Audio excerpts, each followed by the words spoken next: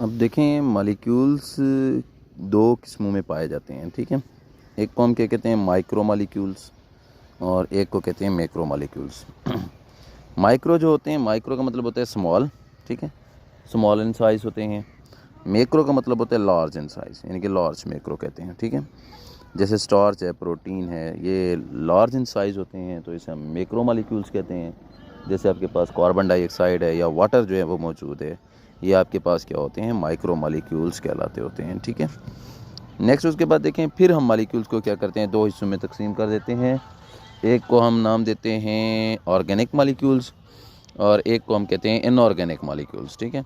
अब ऑर्गेनिक याद रखिएगा जिसमें कार्बन और हाइड्रोजन बॉन्ड पाए जाएं, जिसमें कार्बन और हाइड्रोजन बॉन्ड मौजूद होते हैं, उसे हम क्या नाम देते हैं, ऑर्गेनिक मालिक्यूल्स कहते हैं। इनऑर्गेनिक मालिक्यूल्स का मतलब होता है जिसमें कार्बन और हाइड्रोजन बॉन्ड ना हो, तो उसे हम क्या कहते हैं, इनऑर्गेनिक मालिक्यूल्स कहते हैं।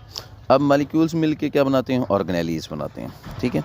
अब देखें ऑर्गेनेलीज हम ये कहते हैं कि when different molecules are combined together and perform specific function, और ख़ास फंक्शन परफॉर्म करते हैं, तो उसे क्या कहा जाता है, ऑर्गेनेली कहा जाता है। जैसे आपके पास माइटोकॉन्ड्रिया है या राइबोसोम्स हैं। अब माइटोकॉन्ड्रिया अपने फंक्शन के लिहाज से ख़ास होगा, और राइबोसोम्स जो होगा वो अपने काम के लिहाज से क्या होगा, ख़ास होगा, स्पेसिफिक होगा, ठीक है। माइटोकॉन्ड्रिया का काम सेलुलर रेस्पिरेशन है, राइबोसोम्स का काम अगर हम देखें तो प्रोटीन सिंथेसिस है। फिर हम क्या करते हैं, ऑर्गेनेली की वजह से ऑर्गेनिजम्स को दो हिस्सों में तकसीम करते हैं। एक को कहते हैं प्रोकैरियोट्स, और एक को हम नाम देते हैं यूकैरियोट्स। प्रोकैरियोट्स वो होते हैं जिनमें डेफिनेट न्यूक्लियस नहीं पाया जाता, यानी कि प्रो का मतलब होता है बिफोर, कैरियोट्स का लफ्ज़ निकला है कैरियन से, और कैरियन का मतलब होता है न्यूक्लियस, ठीक है। जिसमें न्यूक्लियस नहीं होगा उन्हें आप क्या नाम देंगे, प्रोकैरियोट्स कहेंगे, और जिनमें न्यूक्लियस पाया जाएगा वो क्या कहलाएंगे, यूकैरियोट्स कहलाएंगे, ठीक है। इसी वजह से जब प्रोकैरियोटिक सेल में देखा जाता है, इनमें लिमिटेड अमाउंट ऑफ ऑर्गेनेलीज होती हैं, जबकि जो यूकैरियोटिक होते हैं उनमें अनलिमिटेड अमाउंट ऑफ ऑर्गेनेलीज जो होती हैं वो मौजूद होती हैं। नेक्स्ट हमारे पास क्या होता है, टिश्यू लेवल। अब टिश्यू की तारीफ़ क्या है, सबसे पहले आपने ये करनी है कि group of similar cell that performing same function are group together, यानी कि जब सिमिलर सेल्स का एक मजमुआ मिल जाता है और एक ही फंक्शन परफॉर्म कर रहा होता है, तो हम उसे क्या कहते हैं, टिश्यू कहते हैं। और इस लेवल को क्या नाम दिया जाता है, टिश्यू कहा जाता है। जैसे आपके पास स्टमक के अंदर गैस्ट्रिक जूस को खारिज करने वाले एपिथेलियल टिश्यूज़ जो होते हैं वो मौजूद होते हैं, या गैस्ट्रिक टिश्यूज़ कहा जाता है। नर्व टिश्यूज़ हैं जो नर्व इम्पल्स को कैरी करते हैं। इसी तरह मैनी अदर और भी बहुत सारे जो होते हैं टिश्यू मौजूद होते हैं। इसी तरह अगर हम प्लांट्स में देखें, उनमें पैरेन्किमा टिश्यू है, इसका काम होता है टू स्टोर फूड। इसी तरह मेरिस्टेमेटिक टिश्यू है, इसका काम होता है कि हैव एबिलिटी टू डिवाइड, यानी कि तकसीम होने की सलाहियत रखते हैं। तो इस तरह के अगर टिश्यू का आप मुताला कर रहे हैं, ठीक है, और टिश्यू को आप देख रहे हैं, तो इसे आप हिस्टोलॉजी भी कहते हैं कि study of tissue is called histology. अब टिश्यू क्या है कि group of similar cells called tissue, उसे हम क्या कहते हैं, टिश्यू कहते हैं। अब देखें मुख्तलिफ़ किस्म के टिश्यू मिलके क्या बनाते हैं, ऑर्गन, ठीक है। When different tissues combine together, यानी कि जब मुख्तलिफ टिश्यू आपस में मिल जाएंगे, देन दे फॉर्म ऑर्गन। जैसे आपके पास स्टमक है, इंटेस्टाइन है, ठीक है, लिवर है, लंग्स हैं, ये सारे क्या कहलाएंगे, ऑर्गन कहलाएंगे। अब हमने यहाँ पे क्या देखा हुआ है, ऑर्गन को देखा हुआ है।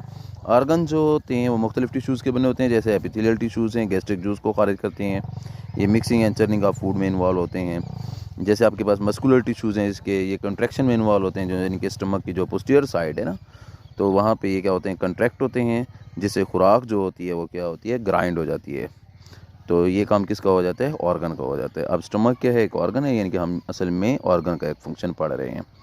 उसके बाद मुख्तलिफ़ किस्म के ऑर्गन मिलके क्या बनाते हैं, ऑर्गन सिस्टम बनाते हैं। जैसे आपके पास डाइजेस्टिव सिस्टम है, अब डाइजेस्टिव सिस्टम है, सर्कुलेटरी सिस्टम है, रेस्पिरेटरी सिस्टम है, ठीक है। इस तरीके के जो हमारे पास सिस्टम कहलाएंगे, इन्हें क्या कहेंगे, ऑर्गन सिस्टम कहेंगे। अब डाइजेस्टिव सिस्टम के देखें पार्ट्स, तो हर का मुख्तलिफ फंक्शन होता है। जैसे ओरल कैविटी है, फेरिंग्स है, एसोफेगस है, स्टमक है, स्मॉल इंटेस्टाइन है, लार्ज इंटेस्टाइन है, रेक्टम, एनस तक हम चले जाते हैं। तो इन तमाम का जो फंक्शन हम देखें इंटेस्टाइन तक, तो इनका फंक्शन क्या बनता है, डाइजेशन बनता है।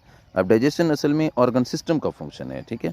डाइजेस्टिव सिस्टम का जो ये फंक्शन है, तो ये असल में किसका कहलाएगा, ऑर्गन सिस्टम का फंक्शन कहलाएगा, ठीक है। अगर हम बात प्लांट्स की करते हैं, तो आपने याद रखना है प्लांट्स में कोई ऑर्गन सिस्टम नहीं होते, ठीक है।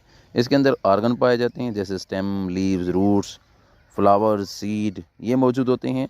अब स्टेम का काम क्या होता है? सपोर्ट द प्लांट्स, ये पौधे को सहारा देते हैं। लीव्स का काम क्या होता है? हेल्प इन लीव्स का काम क्या होता है कि फोटोसिंथेसिस करवाना।